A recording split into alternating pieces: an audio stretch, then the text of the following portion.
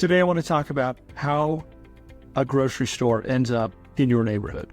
It's a question that people often ask. I live here. Why don't I have a grocery store? I live there. Why don't I have this store? I live here. Why don't I have that store? So the easiest way for us to start to walk through this is to look at one of the anchor tenants. And today we wanted to look at a grocery store. Why does a grocery store end up on this corner versus that corner? So that is what we're going to walk through today. We're sitting here in the map room, which is completely fitting. Everything starts in the map room. And the reason why is you have to look from a top-down view, and you have to look at the market, and you have to determine if, let's just say, Walmart was the grocery store we were targeting. If we've got this new site location and an intersection, are the customers in that trade area already visiting one of the other Walmart stores? And if they are, how far are they having to drive? This is really about convenience retailing at the end of the day, and we're trying to put a Walmart as close to the front door as possible to as many consumers as possible without cannibalizing one store coming in too close into another store's trade area. So the analysis we're going to look at today is actually with Kroger. In Utah, Smith's is the wholly owned subsidiary of Kroger, so all of the stores here are branded as Smith's, and then instead of Kroger Marketplaces, they're branded Smith's Marketplace. So today we're going to try to figure out where can we land a Smith's or Smith's Marketplace in the center of Utah County. Matt Moon, I'm a GIS analyst here at Legend Partners. What is a GIS analyst? GIS technically is a computer system, geographic information systems. It's used interchangeably as a person who uses that software program to make maps, run spatial analysis. In a given week, how many times do you curse my name under your breath because I asked you to make a map, possibly after hours? Never mind, don't answer 24. Never mind. Got it. To answer that question. Okay, so today we're talking about selecting a grocery site. So typically a grocery store is looking for 16 to 18,000 people or more in a trade area. How does it move from one of our agents or me on a site that either one of our clients or I am looking at buying, and we're trying to figure out if a grocery store fits there and what that demographic, the population mark is? How do you figure out the number? Because ultimately you package it up, you come up with the number and the trade area, and then we provide that to the grocery store and they run their analysis. How do you come up with the number? There's a few different ways. Usually when we're approached with this question, it's in a high growth area. And so the first issue you run into is you can't look at historical census data and see historical growth, because census data is pretty consistent as far as an established area.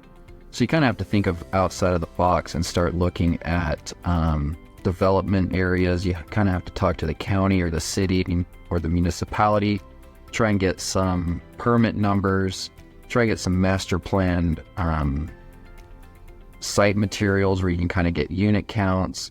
You kind of have to think of, all right, in this trade area, the household number may be 3x. There's about this many units being planned. You start multiplying what the typical house unit would be. There's a few different ways to go around this, but you're trying to paint a picture saying, hey, there's a giant hole here with a lot of land, and it's eventually going to look like the rest of the trade area. And you're trying to piece together what that's going to be, because the existing numbers aren't there. You're really looking into about a 5, 10, maybe even a 15-year growth potential. There's a lot of third-party data providers out there. We source a lot of those, but a lot of the time it's really just picking up the phone, calling your government official at the municipality or whatever, saying, hey, help me figure out what's going on here. Because once someone hears that there's a grocer interested in some land, they're going to help you piece that together. Then we can present that back to the broker. All right, so what you're looking at here is a competition map with all of the grocery store locations, and this is in Utah County. So for anybody who's ever been to Salt Lake City before, the Salt Lake City airport is located about 45 minutes north of here. This is I-15. Utah County is the fastest growing county in the state of Utah at the current moment. And it's divided by Utah Lake being right here in the middle. And so you kind of have everything that's on the east side of Utah Lake. You've got the mountain range, which is the Wasatch Front coming down here. And then you got the west side of Utah Lake where you have Saratoga Springs and Eagle Mountain. And so the first thing that's important when you have a large piece of land, a large tract of acreage, is to go through the market and to kind of figure out where are all the grocery stores. Now, one of the downers of mapping this out like this is it's very difficult to see. Like, if you had a piece of ground here, it becomes very difficult to see, hey, who does this work for? And so what we like to do is once we have all of the grocery stores plotted in a given area, is we then like to dial in. And so what this map is it has all of the Kroger, which in our market is Smith's. It has all of the Kroger locations.